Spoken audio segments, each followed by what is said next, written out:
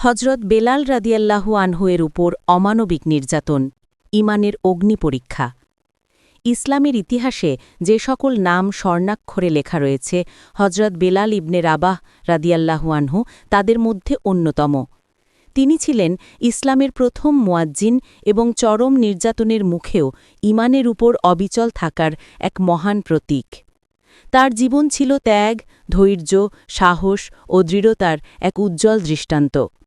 মক্কার কুরাইশ নেতাদের হাতে তার উপর নেমে আসা অমানবিক নির্যাতনের ঘটনা প্রতিটি মুসলিমের হৃদয়ে এক গভীর ছাপ ফেলে, যা ঈমানের মূল্য ও শক্তির কথা স্মরণ করিয়ে দেয়।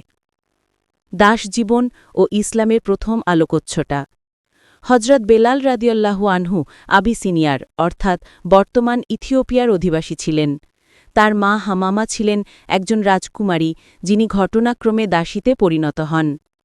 বেলাল রাদিয়াল্লাহু আনহু মক্কার অন্যতম কুরাইশ নেতা উমাইয়া ইবনে খালাফের অধীনে কৃতদাস হিসেবে জীবনযাপন করতেন। জন্মসূত্রে তিনি মক্কাবাসী না হলেও সামাজিক মর্যাদায় ছিলেন অত্যন্ত অবহেলিত। যখন মহানবী হজরত মোহাম্মদ সাল্লাল্লাহু আলাইহি ওয়াসাল্লাম সত্যের দাওয়াত নিয়ে আসেন, তখন বেলাল রাদিয়াল্লাহু আনহুর মতো নির্যাতিত, সমাজের চোখে নিচু মানুষগুলো সেই দাওয়াতের মধ্যে মুক্তি ও সাম্যের আলো দেখতে পান। তিনি ছিলেন প্রথম ৭ জন সাহাবীর অন্যতম, যারা প্রকাশ্যে তাদের ঈমান ঘোষণা করেছিলেন।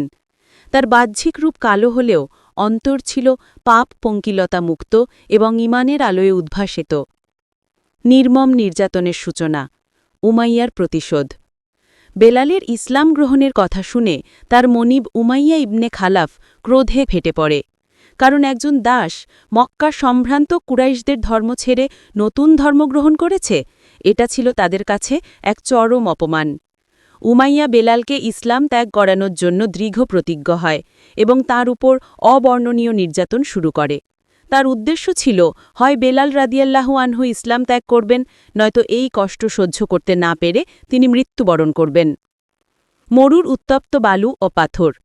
প্রতিদিন দ্বিপ্রহরের সময় যখন মক্কার মরুভূমি সূর্যের প্রখর তাপে গনগনে আগুনে পরিণত হতো, তখন বেলাল রাদিয়াল্লাহু আনহুকে টেনে হিঁচড়ে সেই উত্তপ্ত বালির ওপর শুইয়ে দেওয়া হতো।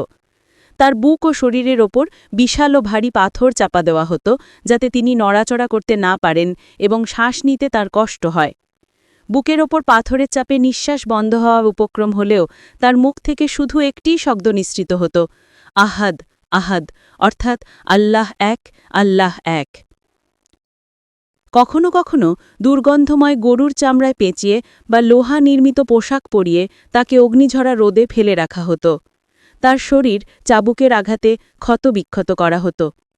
গলায় রশি দিয়ে ঘোরানো। উমাইয়া কখনো কখনো ছোট ছোট বালকদের হাতে তার গলায় রশি পেঁচিয়ে মক্কার অলিতে গলিতে তাকে টেনে হিঁচড়ে ঘোরানো হতো। এতে তার গলার চামড়া রক্তাক্ত হয়ে যেত। নির্যাতনকারীরা তাকে বলত, মোহাম্মদের দিন পরিত্যাগ করো এবং আমাদের দেবদেবী লাত ও উজ্জার পূজা করো, তবেই আমরা তোমাকে ছেড়ে দেব। কিন্তু বেলাল রাদিয়াল্লাহু আনহু অবিচলভাবে শুধু একটি উত্তর দিতেন, আহাদ আহাদ। তিনি এতটাই কষ্টের মধ্যে ছিলেন যে সেই কাফিরদের দেবদেবীর নাম উচ্চারণ করার শক্তিও যেন তিনি হারিয়ে ফেলেছিলেন, তাই শুধু বলতেন, তোমাদের শব্দগুলো আমি উচ্চারণ করতে পারি না। উমাইয়া নিজেই নির্যাতন করতে করতে ক্লান্ত হয়ে পড়ত এবং বিশ্রাম নিত, কিন্তু বেলাল রাদিয়াল্লাহু আনহু ইসলামের উপর অটল থাকতেন। তার এই ঈমানী দৃঢ়তা ছিল কাফিরদের কাছে এক বিস্ময় ও পরাজয়। একদিন রাসূলুল্লাহ সাল্লাল্লাহু আলাইহি ওয়াসাল্লাম এই নির্যাতনী দৃশ্য দেখে ব্যথিত হন এবং বলেন, আহাদ, আল্লাহ এক, তোমাকে মুক্ত করবেন। ইবনে হিশাম 1-317-18। হজরত আবু বকর রাদিয়াল্লাহু আনহুয়ের মহানুভবতা ও মুক্তি। হজরত বেলাল রাদিয়াল্লাহু আনহুয়ের করুণ অবস্থা দেখে হজরত আবু বকর সিদ্দিক রাদিয়াল্লাহু আনহু অত্যন্ত ব্যথিত হন। তিনি জানতেন এই অমানবিক নির্যাতন থেকে বেলালকে রক্ষা করার একমাত্র উপায় হল তাকে কিনে মুক্ত করে দেওয়া।